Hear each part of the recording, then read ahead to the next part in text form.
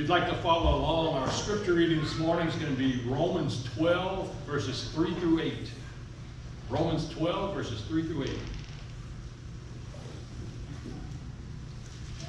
For by the grace given me, I say to every one of you, do not think of yourself more highly than you ought, but rather think of yourself with sober judgment in accordance with the measure of faith God has given you. Just as each of us has one body with many members, and those members do not all have the same function, so in Christ we who are many form one body, and each member belongs to all the others. We have different gifts according to the grace given us. If a man's gift is prophesying, let him use it in proportion to his faith. If it is serving, let him serve. If it is teaching, let him teach. If it is encouraging, let him encourage.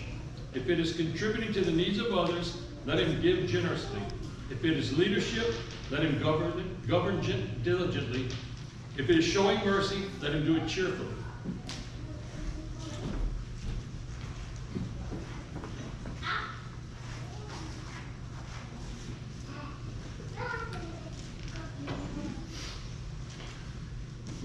Where were you in the summer of 2017? I know that's going back a few years for some of us. It's not quite a decade. But think back to the summer of 2017 just for a moment. You know, towards the back of the auditorium, 2 rows in front of Danny, is a gentleman by the name of Steve Lehman. Steve has been here in the past, but he brought a group here back in 2017 from Westbury.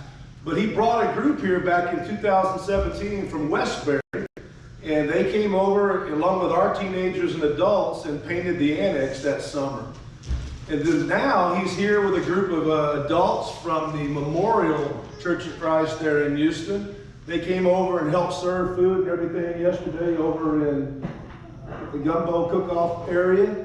And then interacted with one another and been praying with one another. And just a great weekend with those guys and gals as they head back this afternoon to Houston.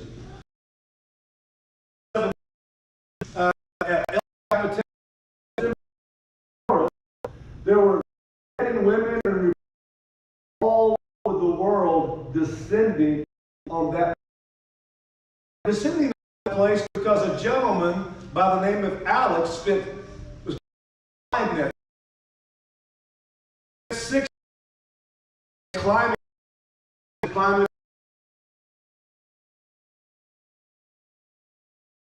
aspect. Little nook.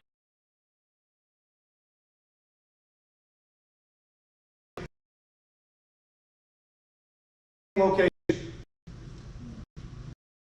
June 3rd, he climbs it.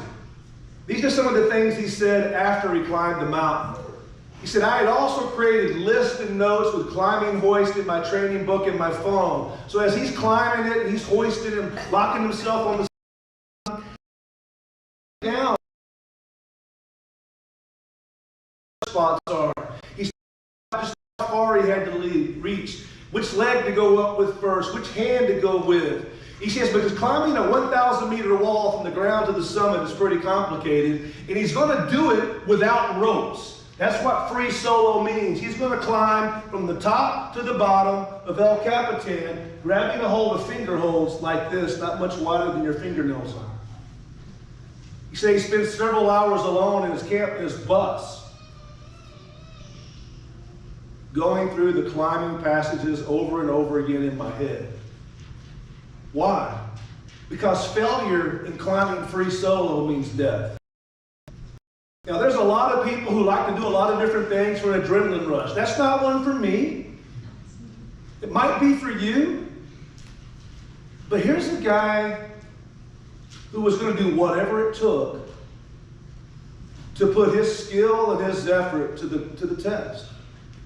And he was going to climb from the ground to the top using only his hands and his feet and the skill that he had. El Capitan is right at 2,999 feet.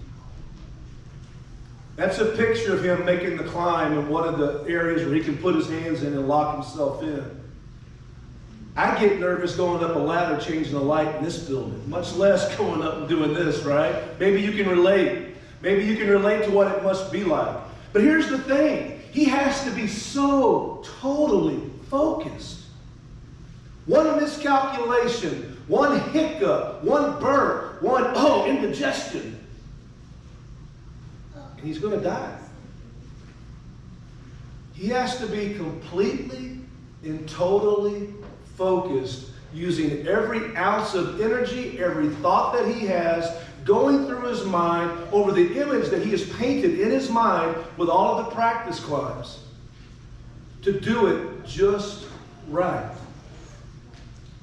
I can't even beat Tetris every time, much less climb a mountain. And you do that by starving your distractions and feeding your focus way up the mountain. In order to do that, he's going to have to starve his distractions and feed his focus, and so do you and I. The Hebrew writer, I believe, had this in mind.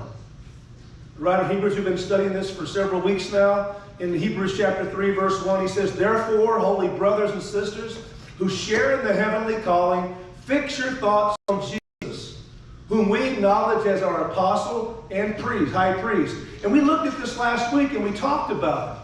Therefore, because of all that God has done, all that he is, because of the great salvation, let's fix our thoughts and laser beam focus on who Jesus is and consider him. My master made me this collar. He is a good and smart master, and he made me this collar so that I may talk. Squirrel! My master is good. Is that not us? You know, we can be focusing on God, we can be praying to God, we can be worshiping God, we can be dedicating ourselves. Squirrel. We get distracted pretty easily. On that mountain, Alex would die.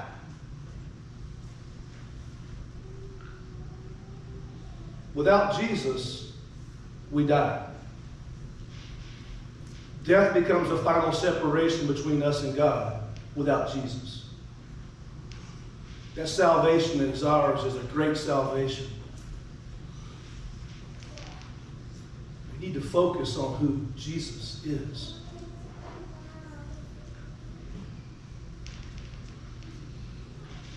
Just flick it.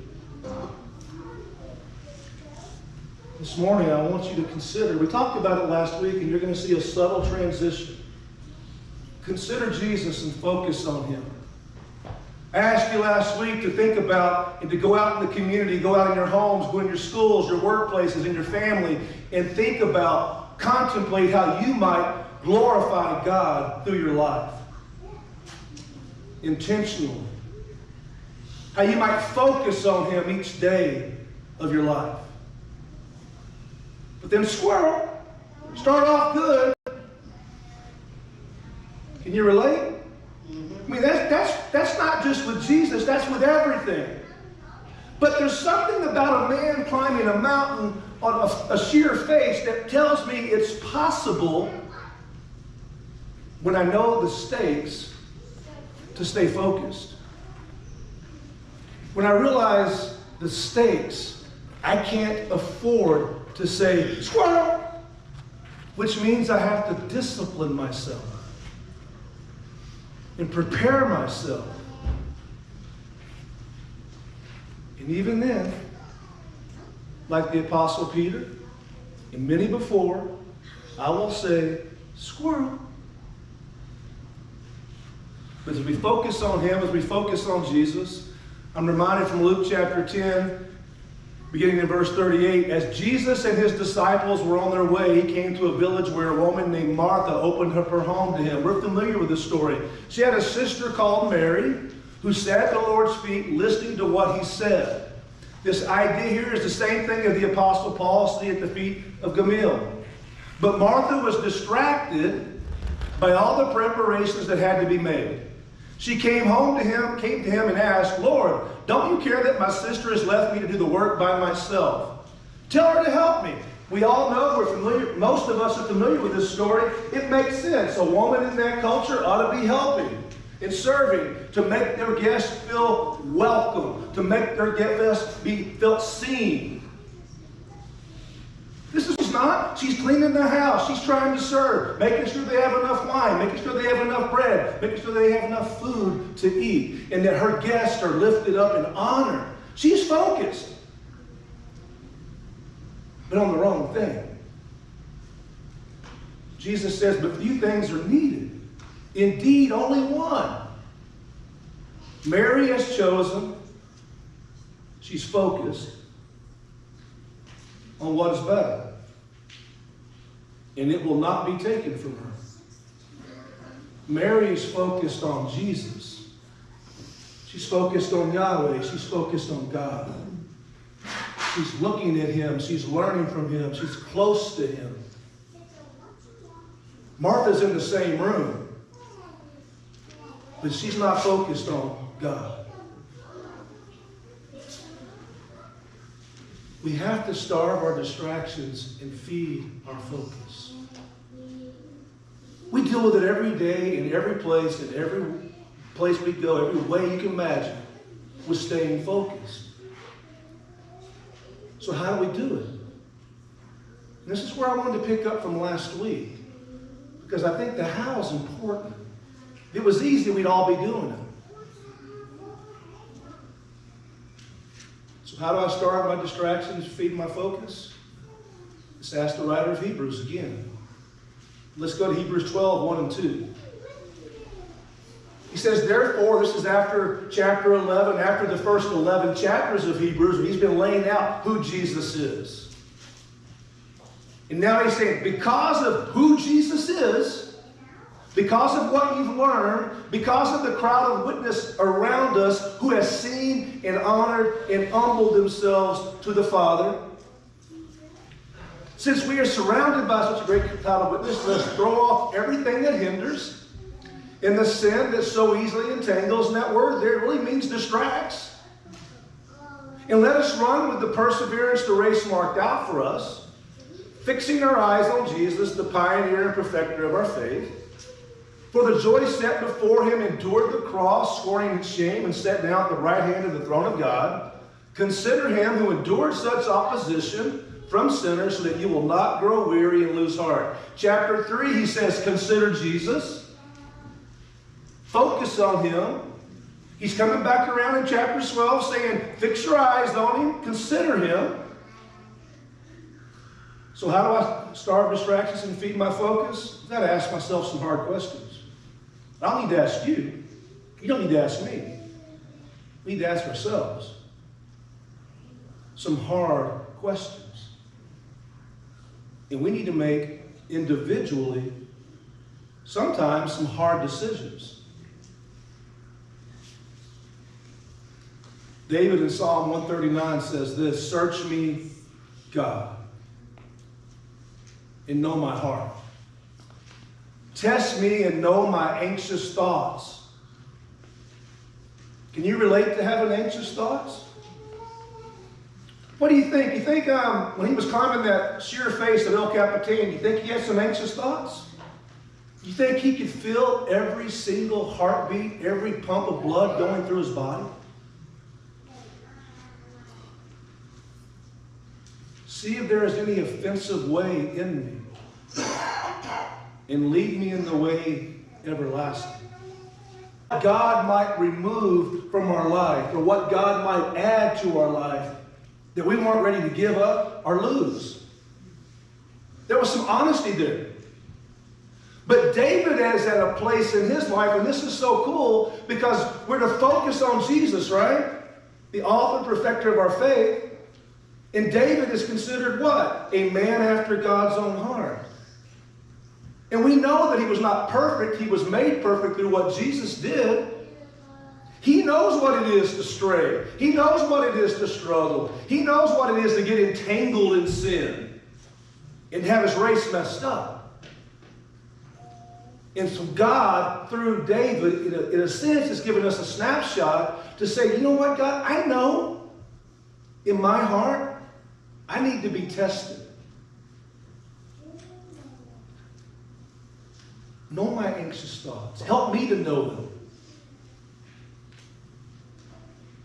There might be some things God can show me that are offensive.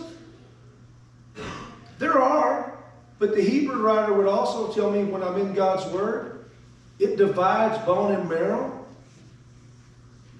and convicts me like a mirror for me to see myself before a holy God. And lead me in the way everlasting. See, one of the things I have learned in my life is a lot of times I know what's offensive. I'm just not ready to give it up. I may feel justified in it, or I just may like it. And God, it's kind of like Adam and Eve. God really doesn't want me to give this up, or it's not going to kill me to eat that fruit. It's okay. I want what I want. But the closer I get to God, the more I fix my eyes on Him, the more I realize His holiness and my lack of holiness. But like we talked about last week, God made us holy through what Jesus did. My wife loves me. We have a marriage. We are connected. What would it look like if I didn't treat her with respect and honor due her? Not because she's my wife, but because who she is as God's daughter. And then because she's my wife. How much more so should I honor my God and put away the offensive things? So how do I starve my distractions and feed my focus? I need to ask, what am I pursuing above Jesus? So for a second, what is it in your life? What is it in my life that I'm pursuing or you're pursuing above Jesus? Chances are there is something. Or God wouldn't have to remind us to throw it off and get rid of it and to refix our eyes on Jesus. In other words, what are my eyes fixed on? Is it that next hit? Is it that girl? Is it that guy? Is it that career?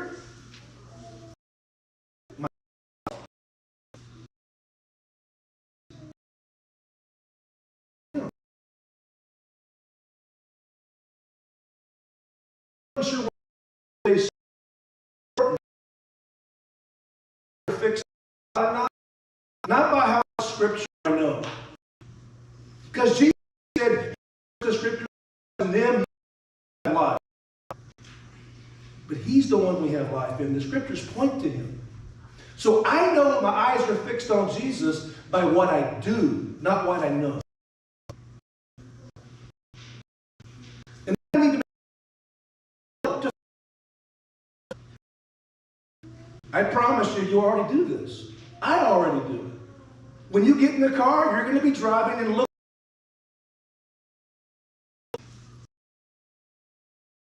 You're going to watch the by what you see on the screen. You're going to see every good play and every bad play. You're going to go eat, and you're going to pick something on the menu. We have to determine.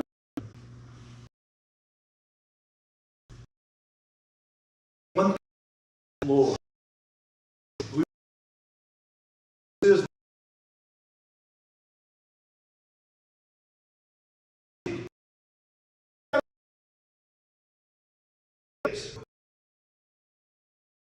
Well,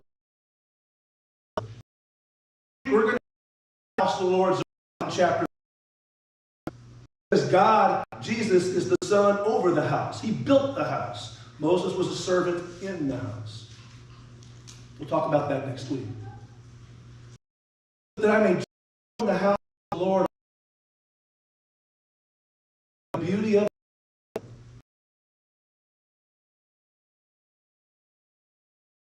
is about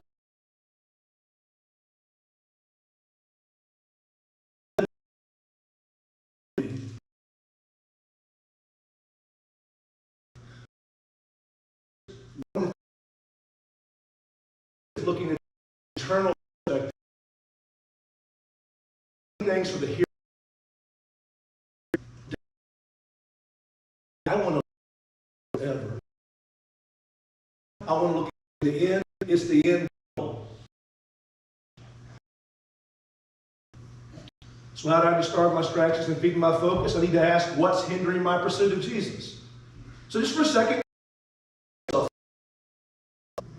is hindering my pursuit of Jesus? I ask you that because we have to identify it. Jesus talks about having the speck in your eye and the log in mine. But it's not just sin. What's hindering it? What's weighing it down? That's the word, really. It's weight. What's slowing it down? Have you ever been in a boat and you're taking off in your boat? What happens if you leave your anchor dragging? It's going to slow you down. Maybe rip your boat off. I don't know. You ever been in the car and left the emergency brake on?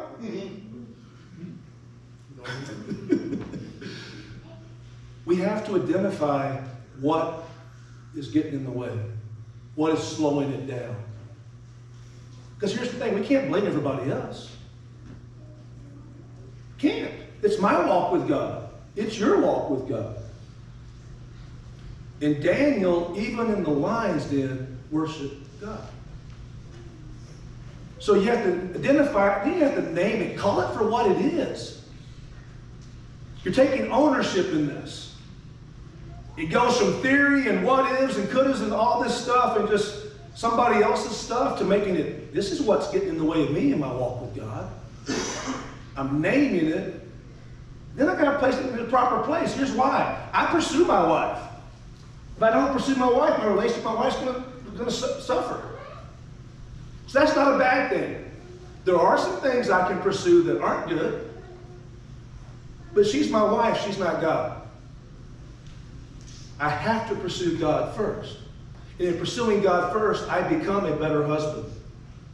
And she gets treated and honored the way she should because I'm loving her as Christ loved the church. How can I do that if I don't see him? And then sometimes it means get rid of it completely. Because there are some things in our lives that get in the way that we just don't need. Just in our daily lives, how many times do notifications go off on your phone? Ding, ding, ding. I gotta look. Or you play a game. I play games on my phone. How much time do I waste doing that? How do I start my distractions and feeding my focus? I gotta ask what sin is distracting me. Not just the stuff. Because I can play golf, I can play sports, and still honor God. But anything that gets in the pursuit of God, in the way of him being number one, I need to change. This is talking about sin. Missing the mark, as Michaela and I discussed earlier. What sin has got your eye? You know, horses in races, oftentimes they put the blinders on them so they can see straight ahead. Anybody ever been running or riding? I'll forget that. Anybody ever did what I did in 9th grade, riding a bicycle? And I rode by the swimming pool. I was a 9th grade boy on my Raleigh 10-speed. There was Maria by the swimming pool. I'm looking at her. What do you think happened to me in my bike? Wipeout, road rash. Why? I was distracted. So what sin might be holding you back in your pursuit of Jesus, in your relationship with him? To keep you from being, not just saying, this one thing do I want, to dwell in the house of the Lord and gaze upon your face forever. But it's distracting me from my God. Because that is more desirable. Isn't that what happened to Adam and Eve in the garden? They already had everything. I listened to a guy recently, it was a short clip, and I thought it was so powerful. The imagery here. Adam and Eve, where did God put the tree of knowledge of good and evil? Right in the center. Right in the middle. So what did they have to walk past to get to it? Everything that they already had. How often do we walk past everything that God has given us for that one thing we're not supposed to have? That's a distraction. And it leads to death. Separation from God, which is a whole lot worse than falling off El Capitan. So we have to identify it. We have to name it. Another way of saying it, identify it and confess it. And then I got to turn from it. It's not enough to know it. The evil ones know that. It's turn from it. And y'all know as well as I do, it's hard to do. I like watermelon. That's not true. It's not true? You love it. I love watermelon. That is true. If you ask my family, a watermelon this size will not last a day in my house because I will eat the whole thing. And then I will walk around going, oh my gosh. It was good though. I'm hurting. I'm up all night. But oh, it was good. I can know it's going to feel, But if I don't turn from it, who cares? I can know I need to change my diet for my heart health and cholesterol levels and all that stuff, but knowing it and doing it are not the same thing. I can know that Connor Harlow is going to hit a pickleball. We play pickleball Thursday nights. Y'all should come sometime. He hits a pickleball with it's a wiffle ball, and he hits you with a little paddle, and you're running up to get it, and me and Randy and Jamie and everybody else is playing. We got it. We got to swing, but instead of the ball coming towards us, it hits the concrete and bounces away from us. The guy played tennis at LCC in Pineville, and he knows how to make that ball do some wicked stuff. So knowing where it's going, okay.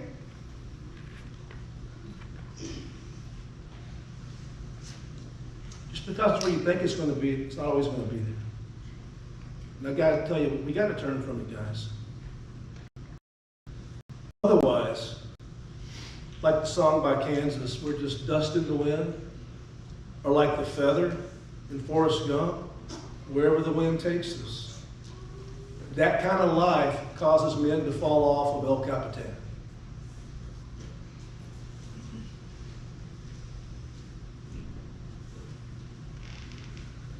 Therefore, holy brothers and sisters who share in the heavenly calling, fix your thoughts on Jesus, whom we acknowledge as our apostle and high priest. By apostle, he's the one that was sent to us to show us the way. Why would we not look at him? Beyond the cross, we have to focus beyond the cross. Where our eternity will be. Will it be who David wants it to be? In the house of the presence of God forever? Or will we be separated forever? Jesus is not El Capitan. He is the rock. And I don't have to climb him.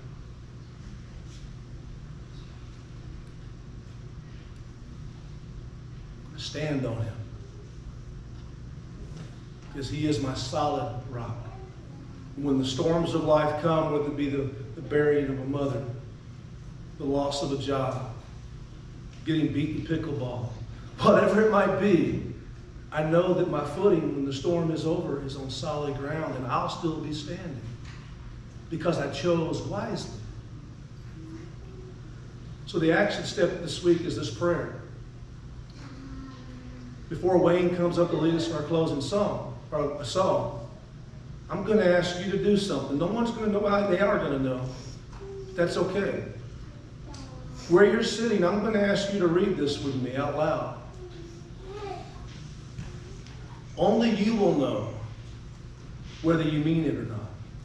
And that's okay, because ultimately it's between you and God anyway. But here's the kicker. What's between you and God affects me. Why? Like Jerry read in the very beginning from Romans chapter 12. Do not think of yourself more high than God. And he gives all these gifts. He says right in the middle of that, we belong to each other. So my walk, my focus on God affects everyone else around me. For the good or for the bad. So together, on the count of 3, 1, 2, 3. Search me, God, and know my heart. Test me, and know my anxious thoughts. See if there is any offensive way in me. Lead